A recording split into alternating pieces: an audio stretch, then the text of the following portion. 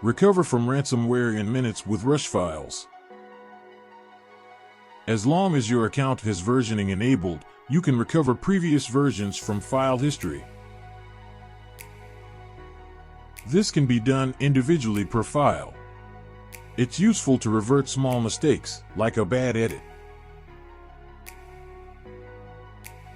In case of more serious problems, like a ransomware attack, you can also restore files in bulk.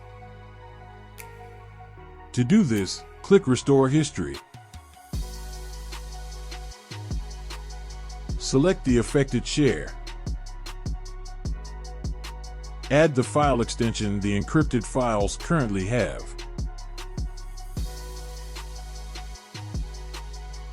Select the date of the ransomware attack.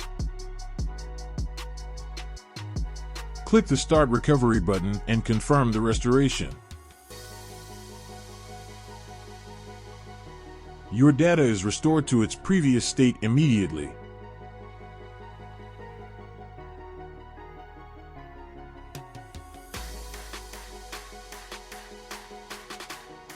RushFiles.